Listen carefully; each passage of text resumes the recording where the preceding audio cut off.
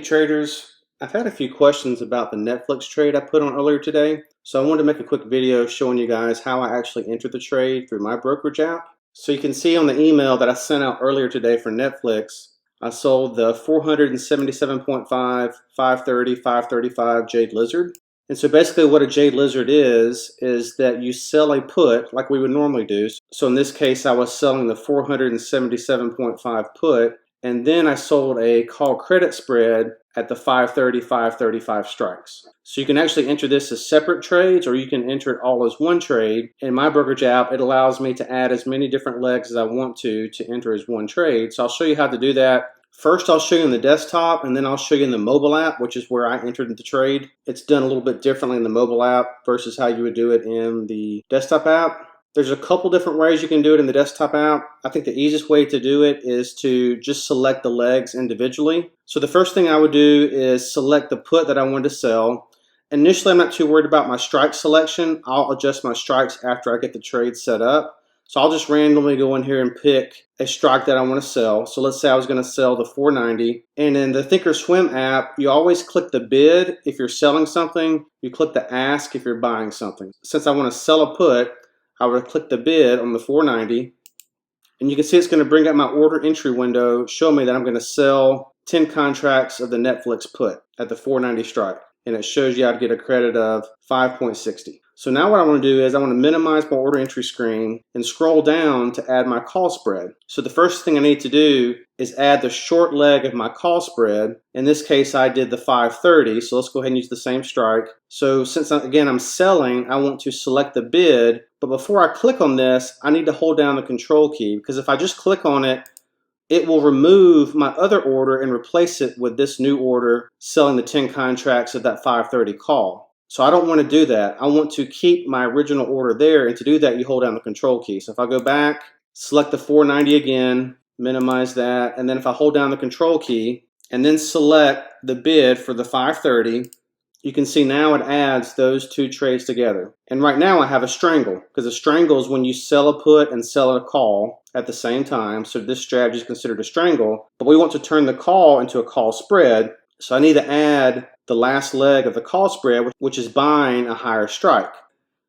And now I'm going to select my strike that I want to buy. In this case, I'm going to buy the 535. Since I'm buying it, I want to click the ask, and I need to hold down the control key again. And you can see now I have all three legs, and it defines it as a custom order because Thinkorswim doesn't know this is considered a Jade Lizard. I'll show you in the Tastyworks application where they actually name it Jade Lizard. Okay, so I have my three legs now. I have the 490 put that I'm selling, and then I have my call credit spread, which is the 530, 535 call credit spread. I'm selling the 530 and I'm buying the 535. I only did one contract on my trade, so let's change this to one.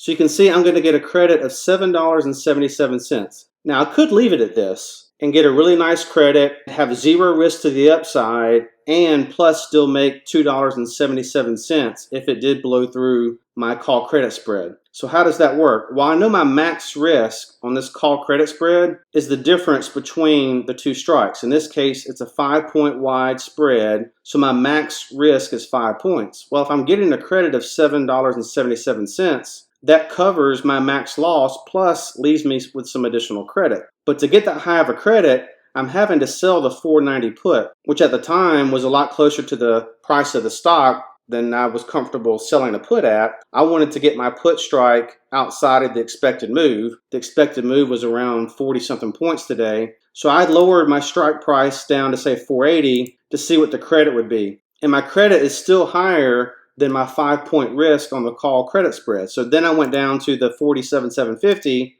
and that's where I ended up placing my trade. I actually got filled for $5.21 on mine earlier today. So this is why I structured it this way, in that I have no risk to the upside. It doesn't matter how high Netflix goes tomorrow. I'll actually still make about 21 cents on it if it goes above my strikes. And then as long as it doesn't go below 47.7, I'll get to keep the full credit, and if it goes below that strike, I would roll it just like I would roll a normal put.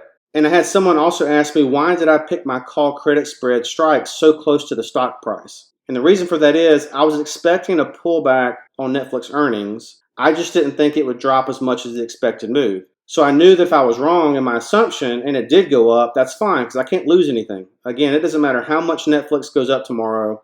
I can't lose anything because my credit is bigger than the risk of my call credit spread. So I was expecting a pullback, which after hours it has pulled back. It's at 494 right now. So as long as it stays above 477.5, I'll get to keep the full credit that I received when I sold this. So now let's take a look at the mobile, and I'll show you how I actually entered it in the mobile app.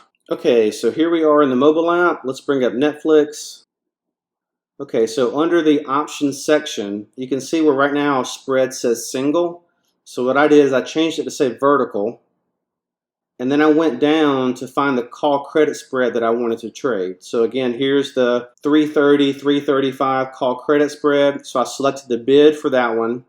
And you can see it brings up my order entry screen, which just has the vertical call credit spread that I selected. Now you can see down toward the middle, it gives me the option to add a leg. It says add option leg. So if I click that, it takes me back to the option chain where I can now go select the put that I want to sell. So if I scroll down, there's that 477.5 strike. You can see it has a little symbol by it because it means I already have a position for that particular strike price. So when I click the bid for the 2.6, you can see up top it added that leg to my order. So when I hit done, now I have my 3 legs. I have the put that I'm selling, and I also have the 2 legs for the call credit spread. And again, I can go down and adjust my contract size because I did just one contract. Lastly, let's look at Tastyworks. I'll show you their setup. I have an account with Tastyworks, but I've never funded it, so I've never actually traded in their app before, but I have played around with it enough to where I know a fair amount about it. So let's look at Netflix. You can see at top it says choose strategy, and if you look toward the bottom, it has Jade Lizard. We want to keep it at normal, hit go. And you can see when you hit go, it automatically puts the 3 legs in. You can see it gives me the put that I'm selling. And if we keep scrolling down, it gives me the 2 legs of the call credit spread. And you can adjust the strikes by just dragging the little selector to where I can change this to be the 530, 535. And then for the put, I want to drag it down to the 477.5. And so it gives you the same results as what we had in Thinkorswim. So that's how I would have done this in Tastyworks. So hopefully that helps. If you're using a different broker other than my broker, TD Ameritrade or Thinkorswim, I'm assuming they have something similar to this. But like I said, worst case, you can still enter these trades. You just have to enter them separately. You'd have to